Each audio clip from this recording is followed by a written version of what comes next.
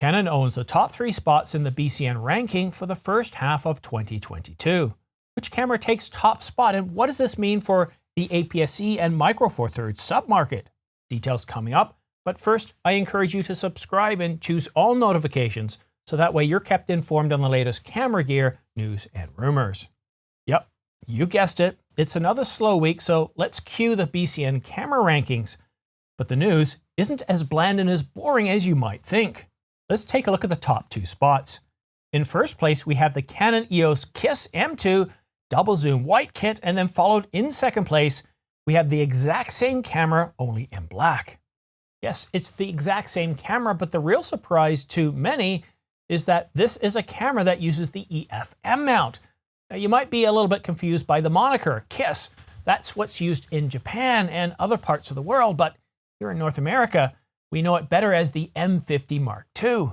That's right, an APS-C EFM mirrorless camera by Canon takes the top 2 spots.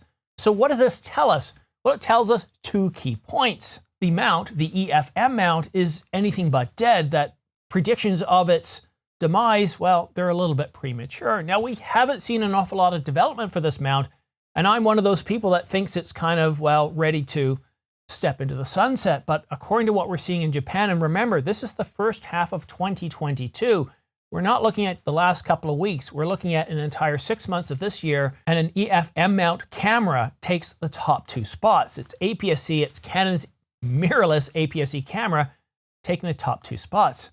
But what this also tells us is that APS-C is far from dead.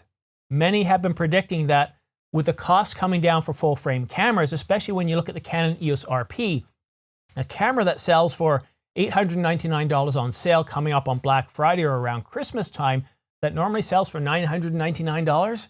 It's one of the cheapest full frame mirrorless cameras out there, but it's also an entry level. If you want to go to a camera that has tons of features, well, full frame explodes up into something like $4,000, $5,000, $6,000. That's an awful lot of money. And of course, we've got the 1DX Mark III, which sells for $6,500. The Sony a7S1 with a battery grip, well, it's another $300 more at $6,800. And you see these 2 cameras, the M50 Mark II, well, they sell for $699. So clearly, APS-C is far from being dead. But what does this tell us about the 3rd spot? Well, here we have a full frame camera, and this is one of only 2 in the top 10 here, and more on that later.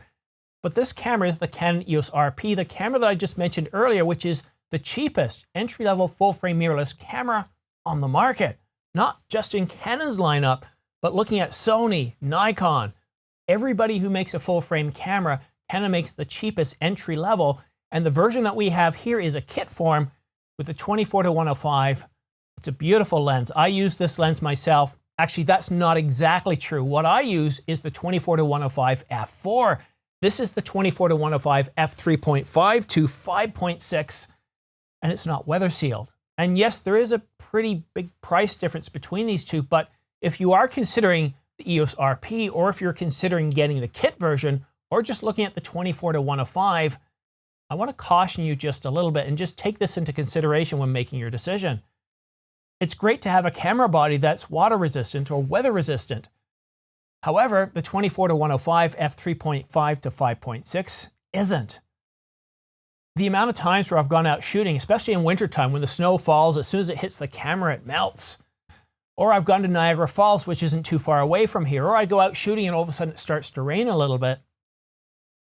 I don't stop shooting. It's amazing how much inclement weather I start shooting in, or I have shot in.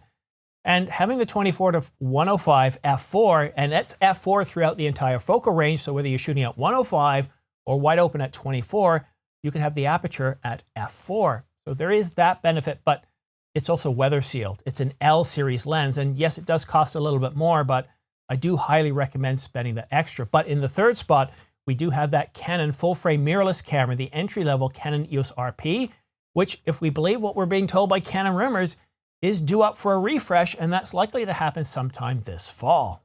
In 4th place, we have a Micro Four Thirds camera, the only Micro Four Thirds camera in the lineup, and it's the Olympus Pen E-PL10 EZ double zoom kit in white. But take a look at 5th place. This is where we have the last full frame mirrorless camera, and it's from Sony, and it's the A7 IV. This tells us many things here. Take a look again at the top two spots. We have an APS-C camera, it's mirrorless, and these cameras sell for $699. Then in third place, well, we have a full-frame mirrorless camera, but it's the cheapest entry-level full-frame mirrorless camera on the market, Canon EOS RP. And yes, it does come with a kit lens, which puts it over that price, but I just want to focus on the bodies. And I think the real message here, and I'll get to this a little bit later as we talk about more of the other cameras, but I think what this is telling us is the price, or that the consumers are price sensitive. Consumers are looking for a camera that isn't going to cost them north of $2,000. And $2,000 US in many countries throughout the world, such as the United Kingdom, ends up costing them well north of $2,000. Quite often you'll see the same camera that's marked for, let's say, $2,000 or $2,500 selling for £2,000 or £2,500 or 2,000 euros and 2,600 euros. And when you take into account the exchange rate, they're paying a lot more for cameras. So finding a camera that costs under $1,000 is a huge deal. And the only camera here that isn't costing under $1,000, well, is really that Sony full-frame mirrorless camera, the A7 IV. There are a few others that do go above that, but essentially I think what we're going to find out as we go through the rest of this list here is that most of these cameras, yes, they're mirrorless, but they're also priced at around or under $1,000. So let's take a look at what's in sixth place. In sixth place, we have another APS-C camera. That's a Sony a6100. And of course, in seventh place, we have a Nikon, the only Nikon in the top 10, and that's the Nikon Z50, also a kit package. So you can start to see the trend here. Let's take a look at the next two cameras. They're basically the same model. They're the Sony a6400. One of them is in silver and the other one is in black. And the a6400 is really the main competitor to the KISS M2 or the Canon M50 Mark II. Two more APS-C cameras in the top 10. And in 10th place, we have another Canon. It's not the M50 Mark II, but the M50 Mark I or the KISS M. So what are the key takeaways here? Well, the first key takeaway is that APS-C mirrorless cameras are far from dead. Take a look at the top two. They're both Canon, they're both M50s, and they sell for $699 regular price. $699 for the body. That's a very affordable price. And if we look at most of the cameras here in the top 10, we can see the price is right around $1,000 or less. And I think what consumers are telling us is they can't afford these high-level cameras that we all love to talk about, like the Canon EOS R6, the R5, the Nikon Z9, or the upcoming Nikon Z8, the Panasonic GH6, the G9, the Sony a7 IV, or even the a7 III, the a7 R5, which is due to come out. The EOS RP replacement, that camera will probably sell really well, but the camera that's supposed to sit between the Canon EOS RP and the R6, which is probably going to list for around $1,500, I think it's going to sell more than the Canon EOS R6, but it's not going to sell nearly as well as the Canon EOS RP. Many consumers, when they're looking at buying a camera, they see that $699 price point. They see the cost of that kit lens, and well, that's usually their purchase. And then over time, that's what they shoot with. Some people will start to read up on cameras. They'll start to tune into channels like the Ordinary Filmmaker, and they'll start to think of, okay, now what can I do with this camera? What should be my next lens? And at that point, yes, they start spending a little bit more. But when you first start out, when you're looking at buying a camera, a lot of people are looking for a camera that starts at in and or around $1,000. And when you look at a camera bag, you look at memory cards, you look at batteries, well, things can add up pretty quickly. The second point, not only is APS-C far from being dead, but so is Canon's EF M mount. And this M mount has really kind of created a lot of confusion for many of us. Unlike previous Canon cameras, there's no upgrade path. You can't take an EF M lens and mount it to a DSLR that's on the EF mount, whether it be the EF or the EFS, and you can't migrate them over to Canon's R system. So it's kind of a dead end if you're locked into that EF M mount and you haven't bought the EFM to EF adapter, or I should say the EF to EFM adapter. And that would be the smart thing, because if you did that, well, then you could purchase EFS and EF lenses, and those are both migratable to the R system. And the adapter, the EF to the EFM adapter, the last time I checked, it was around $150 to $250. Not exactly cheap, and a good 30 to 40% of the price of a camera. However, when you move from the EF system over to the R system, The price of the adapter is only $100 or $99 for the one that doesn't have the extra ring. And that to me is far more affordable. The EFM is far from done. And yes, there hasn't been an awful lot of development, and that's why me and others have called for, well, it to move off into the sunset anytime soon. But Canon has come out and said that as long as a brand, as long as product models continue to sell, they're not going to pull a Commodore and pull them off the market. As long as these cameras and lenses are selling, they're going to keep selling them and keep making them. Well, keep making them so they can keep selling them. As far as development for new EFM lenses, well, I'm not really all that hopeful. And if you do have an EFM camera like the M50, the M6, my recommendation is to get the EF to EFM adapter, buy EF glass, and then when you eventually migrate over to the R system, you can bring over those EF lenses. And while EF lenses do cost a little bit more than the EFS lenses, there's many good reasons to purchase it. First of all, if you bring over an EFS to an R system camera, and I do have the adapter, it's right over, well, it's behind me. I can't reach it from my angle, but you lose that 4K 120. It's forced, your camera's forced into crop mode all the time. And when you force an R system camera into crop mode, there are many other capabilities that you can no longer take advantage of, such as 8K oversampled 4K. So bringing over an EFS lens, well, it's cool that you can do it.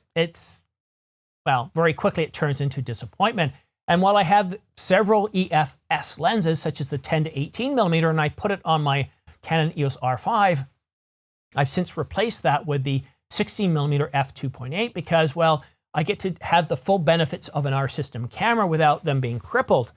So I highly recommend buying EF glass, getting that adapter, because EF glass is coming down in price, especially as more and more people are moving to the R system. So that might be a good path there. But the EFM system is anything far from dead at this point, although it looks like all the development, well, that's being clearly focused on the R system. Another key takeaway is that while the M50 Mark I and Mark II and the M6 has been on the market for a couple of years, I think that Canon's going to disrupt things a little bit in the next couple of months. Sometime between the middle of September or starting September the 9th all the way up to the end of October, it's rumored that we'll get the Canon EOS R100. And this is going to be an entry-level, more affordable camera than the Canon EOS R10, designed, I think, to kind of replace the M50 Mark II, but on the R system. We don't know the price of this camera. We don't even know the capabilities. But I'd be keeping an eye on the R100 if you're especially interested in buying a KISS camera or the M50 Mark I or Mark II, or even the M6. You might want to wait just a couple of months. Here we are. I don't have my watch on. What is it, the 16th or 17th today? Let's take a look. Yeah, it's the 17th of August. So you're probably not going to have to wait more than about a month. And usually these more affordable cameras like the M6 or the M50, they're usually announced right around the first 2 weeks after school goes back. So if you wait just about a month, you'll get to see what Canon's doing. We might see the R100. But again, we're in a strange time, and I wouldn't be surprised if that also does get delayed into October. But I'm really interested about the R100, and we can tell by the name because it's using 3 digits and not 2. The R10 is the most affordable APS-C camera on the R system. And then we have an R100. And when I start thinking R100, I'm thinking everything from SL2, SL3 to the Rebel series to the M50. I know there's a combination of DSLR and mirrorless cameras, but I'm thinking the most affordable R system camera to date. And that's big. The most affordable R system camera to date is due to be announced this fall. So keep an eye on that, because I wouldn't be surprised if this goes right to the top of the charts in terms of the most affordable camera on a mirrorless system by any manufacturer. And the next takeaway is that cameras costing under $1,000 for the body alone are clearly dominating this market. Look at the top 2 spots, and many other cameras in the top 10 are under $1,000. And we do have 2 full-frame mirrorless cameras. One of those is under $1,000, and the other, the Sony a7 IV, well, it's definitely more than $1,000. But the one last takeaway point is, well, look at the companies that are dominating this market. Canon and Sony clearly understand the importance of this sub-$1,000 camera market. They clearly understand what consumers are looking for and dominate the top 10. Canon clearly dominates the top 3 positions, with 2 of them being APS-C cameras. They have 10th place. And Sony, well, they're mixed out throughout this leaderboard as well. So clearly these 2 companies dominate. So if you're looking for an APS-C mirrorless camera, my recommendations are to look at Sony and Canon first. And I know if you're a Nikon fan, you might be feeling, well, there's nothing wrong with the Z50 or the Z30. And I'm not saying there isn't. I'm just saying that with Canon and Sony, you certainly have more options. And at the end of the day, what really matters is not the brand that you wear on your shirt or on your camera. It's what outcomes you get from your camera or your lenses. And even more importantly, it's not the camera itself that matters. It's that inventory of lenses and that adaptability, that ability to migrate from one old platform to another. And I think that's very, very important. When I first started this channel, I was shooting with a much older camera, this guy here, the Canon 70D. And I still shoot with it today. The lens I keep on most of the time now is the 50mm f1.8, but it works really well for me. And even though the video is capped at 1080, 30 frames per second, it's still useful, and I use it in this channel. With the lenses, well, you see, when I started this channel, I was using this camera, but at the time I had the EF 50mm f1.2, and it is a really good lens. The RF version is much better in terms of sharpness and lack of aberration, but the EF version was quieter. It's better for video. I could put a shotgun mic on top here, and it wouldn't pick up the chirping sounds of focus motors and stabilization. The RF version, though, is certainly a lot louder. It's like a chipmunk in the trees making a lot of noise, trying to signal a mate. But that's the nice thing, is when I first started and I bought the Canon EOS R5, it cost me $6,000 Canadian with about another $1,300 for the 24-105. And I continued shooting with the EF version using the adapter. Let me see if I can reach it. I know it's in here somewhere. This guy right here. This is the $199 version. I never use this ring. The reason I bought it is because it's all they had in stock. He only had 2 copies. It was July the 30th, 2020. So I thought, whatever, I'll take the extra $100. And so I've got this, so I can take any of the EFS lenses and bring it over, such as my expensive glass for the RF system. And I eventually did sell that lens, the 50mm f1.2, the EF version, to help fund the RF version. And I sold it for, this was probably about 2 years ago, for $600 US. $600 US for about 900 Canadian dollars. That's far more affordable than the RF version. And that's the thing, is if you're looking at getting really good glass for your EFM or your EF DSLR and eventually migrating to an R system, or even if you're looking at going to the R system and you don't like the prices of the new RF glass, $100 or $199 for this particular adapter, it's really going to make a huge difference in your budget and allow you to shoot a whole lot better. Because I'll tell you, once you do go to L series glass, you're going to just be amazed with the level of sharpness and quality. And also, they're weather sealed, they're weather resistant. And that makes a huge difference too, because the amount of times I shoot all winter long, I shoot all year long. And I made a slip by saying all winter long, I meant to say all year long. Reason being is, here living in Canada, 8 months, 10 months of the year, the overheat in the Canon EOS R5 prior to firmware 1.6 really didn't impact me in any way whatsoever. In the studio, I'm shooting with the Ninja 5, so I never have overheating. And shooting outside, I'm doing run and gun, and I rarely ever got that overheat to drop to less than 4 minutes. So it wasn't really a problem for me. So while it is a slow news week, it's a slow news month, and, well, summer's slow in general, I think this BCN ranking shows us one thing clearly, is that APS-C cameras are far from dead. And certainly the EFM mount is unlikely that Canon's going to stop production of any of their units anytime soon. Yes, we're not going to see any further development, but I think what we're seeing with new APS-C cameras coming out, like Canon's R10 and R7, the A6100, the A6400, the sheer amount of APS-C cameras out there that are clearly selling. And for those of you that think there are too many SKUs, these companies have too many lenses, not too many lenses, too many bodies with kit lenses, and it's just ridiculous. But as we can see from Canon and Sony, they're selling. People have a need for these. And yes, some people go with the kit, some people don't, but there's clearly a demand. But if you do want to stay up to date on the latest camera news and rumors or the trends in the market, I do really recommend that you go ahead and subscribe. And if you've been watching this channel for a long time, please reach over and subscribe. It doesn't cost you anything, and it really does help this channel grow. It feeds into that algorithm, as does liking the video.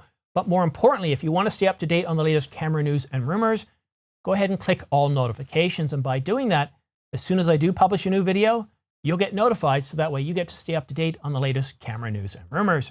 But that's it for now. I'm going to go upstairs and go ahead and edit this video, and then I'm off to pick up a hood for my new 16mm f2.8, where I want to continue testing. Thank you so much for watching. We'll see you again soon.